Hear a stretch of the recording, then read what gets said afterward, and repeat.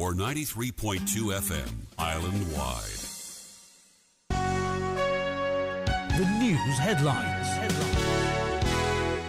on Gold FM.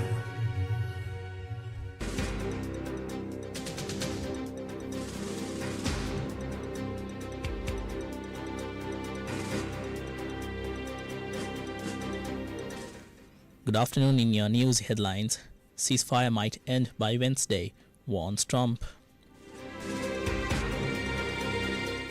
Waiver on Russian oil extended. SJB to initiate legal action over substandard coal imports. 72-hour detention for SF Raju.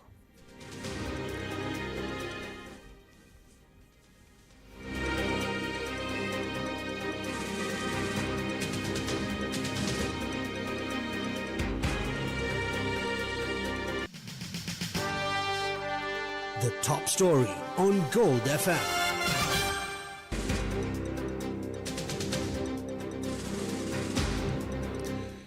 SF Raju, an alleged organized criminal, drug trafficker and brother of Karandaniya Sudha, is currently being interrogated under a 72-hour detention order. This was after being arrested in India and brought back to the island last night. Police media spokesperson SPFU Wootler stated that the suspect will be produced before the court following the questioning for further legal action. Sanath De Silva, alias SF Raju, was handed over to the Colombo Central Crimes Investigation Bureau for further investigations. The Bureau noted that information surfaced regarding his direct involvement nearly 30 crimes. The police media spokesperson mentioned that the suspect faces numerous allegations, including a double shooting in Hikkaduwa in 2017, fatalities in Galle, Imaduwa, Balapitiya and Ambalangoda, as well as intimidation and the transport of weapons. Meanwhile, a suspect wanted for the attempted shooting of Podipati, the brother of alleged organized criminal Lokapati, was arrested. The police media division stated that the suspect was apprehended last night while hiding in a lodge in the Hagalla area of Koskoda based on information received by the Police Special Task Force in Nahungalla. Ice was allegedly found in his possession at the time of the arrest. The 45-year-old suspect is a resident of the Pitikoda area in Koskoda. The attempted shooting of Podipati with the T56 assault rifle took place the day before yesterday while he was travelling in a three-wheeler in Nahungalla.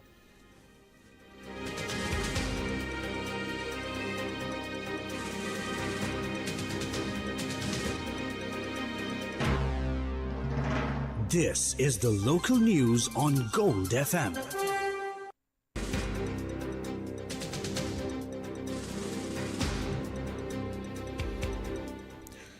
Legal measures will be taken in the future regarding the loss caused to the country and public tax money through the purchase of substandard coal. This was said by the Samagi Jana Balawegaya. In a statement, the party noted that it will take all possible steps against the corrupt activities of the government. The SJB pointed out that although a complaint was lodged with the Bribery Commission regarding irregularities in the substandard coal tender, no action has been taken thus far. Various opinions regarding the resignations of Energy Minister Kumara Jayakodi and Ministry Secretary Udayanga Hemapala were expressed on the political stage today. Parliamentarian Mujibur Rahman, former Provincial Council member Niroshan Padukka, convener of the Samagi United Trade Union Alliance Ananda Palita, and MP Devananda Surveera expressed their views. Further, former Minister Rajitha Senaratne, MP Chandana Suryarachi, former parliamentarian Bandulal Bandarigoda, and MP Kavinda Jayawardena shared their views on the matter. In the interest of clarity, we refrained from dubbing their remarks. ගල්ලංගුරු සම්බන්ධව spot tender එක ගනුදෙනුවේදී වංචාවක් සිද්ධ වෙලා තියෙනවායි කියන එක හඬපටයක් නිකුත් වෙලා තිබෙනවා. ඒ හඬපටයේදී ජනාධිපතිතුමාගේ නමත් ඒ හඬපටේ ගෑවිලා තියෙනවා. මේ චෝදනාවල් එල්ල වෙද්දී ඉල්ලා අස්සුන් නැති ඇමතිවරයා දැන් ඉල්ලා අස්සුනේ ජනාධිපතිතුමාව බේරගන්න කියන එක තමයි අපිට පැහැදිලිව පේන්න තියෙන්නේ. මේ තමයි කුමාර ජයකොඩි රැක්ක මහ කුමාර. ඉල්ලාසීම පිටිපස්සේ තව රහස් තියෙනවා. අතක තියාගන්න මේ හඬපටය මේ හෙලි කරන්නේ මාලිමායි නිර්වත. දූෂිත සූත්‍ර නැති කරනවා කියලා බලයට අරගෙන පෝර සංස්ථාවේ දූෂිතෙක්ව දඬුවම් ලැබපු කෙනෙක්ව රටේ ගහයි පොත්තයි බාර දෙන්න. දූෂිතයට දඬුවම් කරනවා නම් පටන් ගන්න ඕනේ තමන්ගේ රැහින්. මේක රංග මඩලා මේක රැවටීමක් නාඩගමක් බොරුව රජ වෙලා ජනතාව ගසාකෑම වහගන්න කරපු නාටකයක ඉල්ලාසීමක් බව දැන් තහවුරු. ජයකොඩි සහෝදරයා සම්බන්ධයෙන් ඇත්තටම ප්‍රබන්ධයක් තමයි සුන්බුන් විපක්ෂයේ ගොඩනගමින් තිබුණේ. කෝප් කමිටුව හරහා පාර්ලිමේන්තු සංවාදයක් හරහා විශ්වාස භංගයක් හරහා කරුණු ඉදිරිපත් කරන්න අපි ඒගොල්ලන්ට අවස්ථාව ආණ්ඩු පක්ෂයක් විදිහට ලබලා දුන්නා. ඒගොල්ලෝ ගොඩනගපු ප්‍රබන්ධයට කරුණු නැහැ. මුකුත්ම නැහැ. විශේෂ ජනාධිපති කොමිසමක් පත් කිරීම මං හිතනවා විපක්ෂයට නැවත හෙනහුරා ලැබුවා. වැලේ වැල් නැති විපක්ෂය යන්නේන මන් නැති විපක්ෂය ඔවුන් උත්සාහ කරා ආණ්ඩුවට බාධා කරන්න ගල්ලංගුරු වංචාවක් සිදු වූ බවට විවිධ ප්‍රකාශ කරමි. රජයේ ආණ්ඩුවේ වගකීම තමයි ජනතාව තුළ මතුවී තියෙන යම් යම් සැක සංකාවන් අවසන් කරන්නත් තිවෙච්ච තත්ත්වයන් පිළිබඳ නිවැරදි නීත්‍යානුකූල අවසන් කිරීමක් කරන්නත් තමයි විශේෂ ජනාධිපති විමර්ශන කොමිසම් සභාවක් පත් කරේ. අර පාර්ලිමේන්තුවේ කාලය කන්නේ නැතුව මුලදිම මේ ජනාධිපති කොමිසම දාලා ඇමතිවරයටත් ලේකම්වරයටත් මේ තීරණය ගන්න තිබුණා. පාර්ලිමේන්තුවේ සභානායකයි විදේශ ඇමති මාධ්‍ය සාකච්ඡාවක් කියලා කියනවා. නෑ මේ අපට බල ශක්තිය ඇමතිවරයා විශ්වාසයි. එයා ගැන අපි සහතිකය දෙනවා. එයා එහෙම වංචාවක් කරන කෙනෙක් නෙවෙයි කියලා. ජනාධිපති කොමිසමක් දාලා ඒක විභාග කරන්න තියෙද්දි ආණ්ඩුවේ ප්‍රබලම ඇමතිවරු ඇවිල්ලා නැවත මාධ්‍ය සාකච්ඡාවක් කියලා මේ අනියමින් කරන්නේ බලපෑමක්. රටේ ජනතාවම ජනතා කොමිසම විසින් තීරණය කළ ඉවරයි. මේගොල්ලෝ කළු කුමාරවරු මිසක දෙවි කුමාරවරු නෙවෙයි රජ කුමාරවරු නෙවෙයි කියලා. මේ වර්තමාන ගල්ලංගුරු වංචාවේ මහමොලකරු වැඩිපුර ගල්ලංගුරු කන ගමන් පොඩියට හිටපු දෙන්නටත් කවල දැන් දෙන්නම ඉල්ලාස් කරලා තියෙනවා වගේ තත්ත්වයක් තමයි සමාජයේ තියෙන කතිකාවත.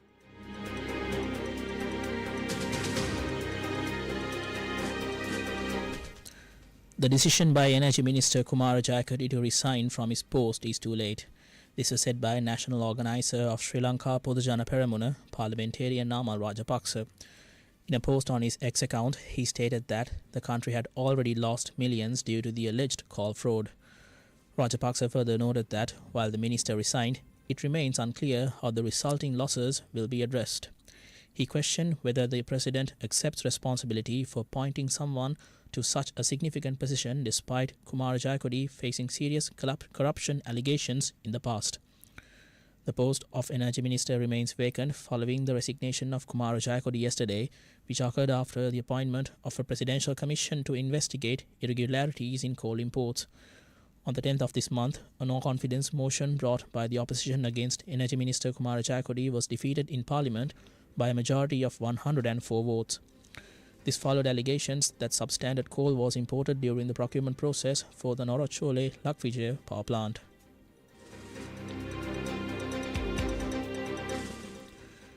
The Railway Department announced that special train services continue today for passengers returning to Colombo after the Sinhala and Tamil New Year celebrations. These additional services operate from Anuradhapura, Kankasanture, Mathura and Beliyatta to accommodate the high volume of commuters. Authorities confirmed that these special holiday transport arrangements will also remain in effect throughout tomorrow.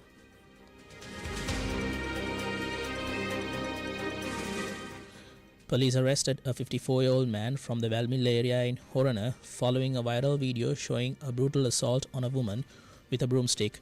The suspect allegedly attacked the woman after claiming the sound of firecrackers caused distress to his pet dogs.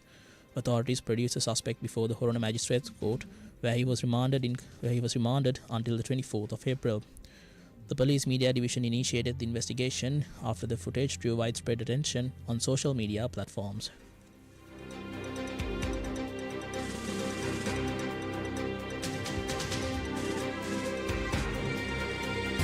Now for some news in brief.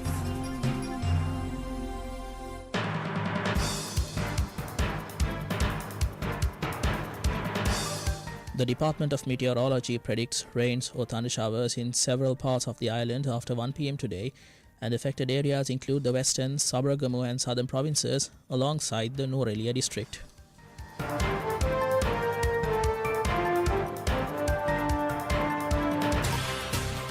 The business news on Gold FM.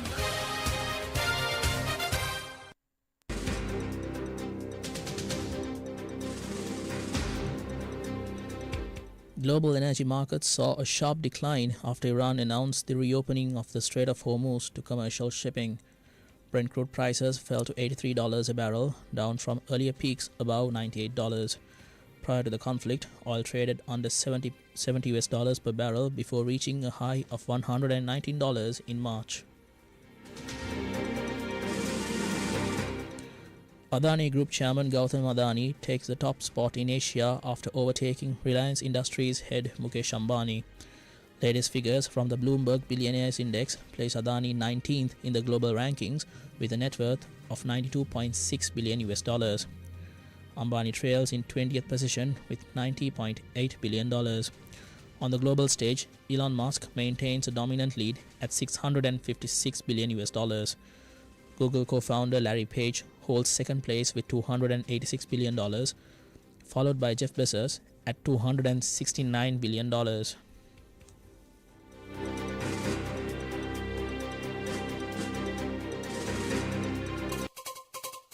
International news on Gold FM.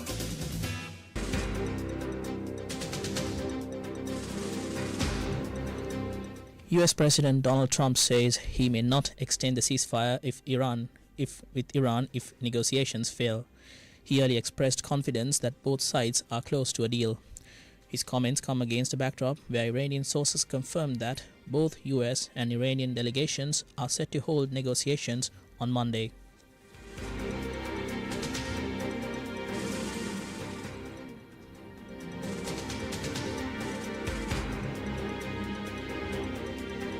If we don't have a deal by Wednesday when the ceasefire ends, will you extend the ceasefire or will you start attacks again? Maybe I won't extend it. Okay. But the blockade is going to remain.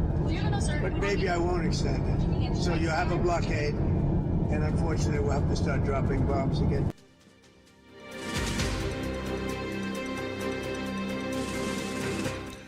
Trump also warned that the US would secure Iran's nuclear material in much more unfriendly form if no deal is reached for its peaceful transfer. Earlier, a senior Iranian official confirmed that the nation will not move its enriched uranium stockpiles outside its borders. Foreign Ministry spokesperson Ismail Baghi told state media that the transfer of uranium to the US does not exist as an option.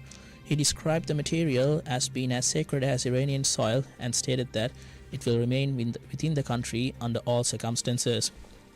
Meanwhile, Iranian Speaker of Parliament Mohammad Bagher Ghalibaf issued a stern warning that the Strait of Hormuz will not remain open if the United States continues its blockade. In a statement on social media, Ghalibaf accused President Donald Trump of making false claims during recent negotiations in Islamabad. These comments appear to contradict an earlier message from Foreign Minister Abbas Araghchi, who stated that the waterways was completely open for the ceasefire period. Meanwhile, commercial vessels, including oil and gas tankers, appear to be moving through the Strait of Hormuz for the first time in weeks.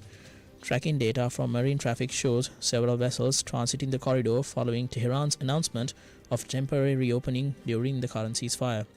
Indian flag tankers, some stranded since late February, reported started sailing out of the Persian Gulf early yesterday.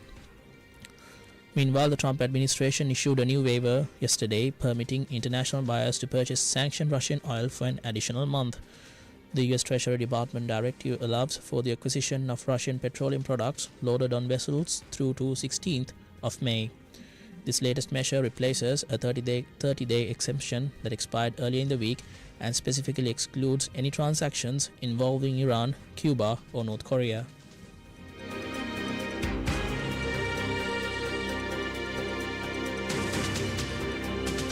Entertainment news on Gold FM.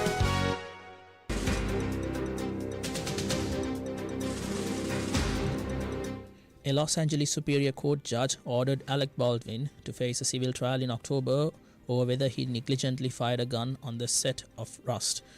Baldwin's manslaughter case was dismissed in July 2024 after the judge ruled that prosecutors had withheld evidence, but he continues to face a handful of lawsuits over the October 2021 shooting in Santa Fe, which led to the death of cinematographer Helena Hutchins.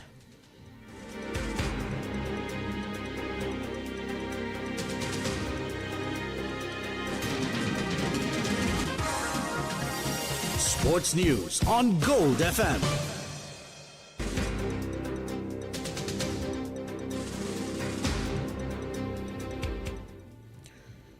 The Schools Rugby League 2026 will commence this Thursday under Segment A of Division 1.